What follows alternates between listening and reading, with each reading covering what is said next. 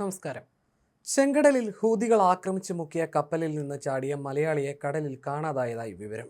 കപ്പലിൽ സെക്യൂരിറ്റി ഓഫീസറായിരുന്ന പത്തിയൂർക്കാല ശ്രീജാലയത്തിലെ അനിൽകുമാർ രവീന്ദ്രനെയാണ് കാണാതായത്. അനിൽകുമാറിനെ കാണാതായ വിവരം സൗദിയിലെ ഇന്ത്യൻ എംബസി അധികൃതരാണ് കുടുംബത്തെ അറിയിച്ചത്.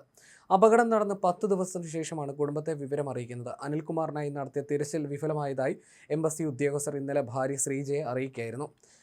21 പേരുണ്ടായിരുന്ന കപ്പലിൽ അനിൽകുമാറും തിരുവനന്തപുരം പാറശാല സ്വദേശി അഗസ്റ്റിനുമാണ് ഇന്ത്യക്കാരായി ഉണ്ടായിരുന്നത്. ആക്രമണത്തിനിടെ റഷ്യൻ സ്വദേശിയായ ക്യാപ്റ്റനും അനിലിനും അഗസ്റ്റിനും ലൈഫ് ജാക്കറ്റ് ഇട്ട് കടലിലേക്ക് ചാടുകയായിരുന്നു. ക്യാപ്റ്റനെയും അഗസ്റ്റിനെയും രക്ഷപ്പെടുത്തി. അതേസമയം കപ്പലിലുണ്ടായിരുന്ന 9 പേരെ ഹൂതികൾ തട്ടിക്കൊണ്ടുപോയതായി വിവരമുണ്ട്. ഇതിൽ അനിൽകുമാർ ഉൾപ്പെട്ടിട്ടുണ്ടോ എന്നും വ്യക്തമായിട്ടില്ല.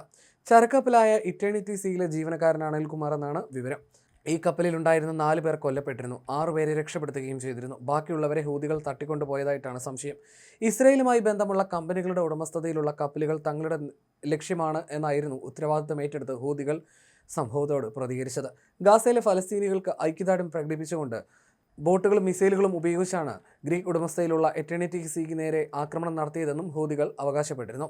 ഗാസയിലെ ആക്രമണം അവസാനിപ്പിക്കാൻ ഇസ്രായേൽ സൈന്യത്തെ സമ്മർദ്ദത്തിലാക്കുന്നതിനും ഇസ്രയേലി ആക്രമണത്തിന് ഇരയായ ഫലസ്തീനികൾക്കുള്ള ഐക്യദാർഢ്യം പ്രഖ്യാപിക്കുന്നതിനുമായാണ് ഇസ്രയേലുമായി ബന്ധപ്പെട്ട കപ്പലുകളെ ലക്ഷ്യമിടുന്നതെന്നും ഹൂതികൾ പറഞ്ഞിരുന്നു.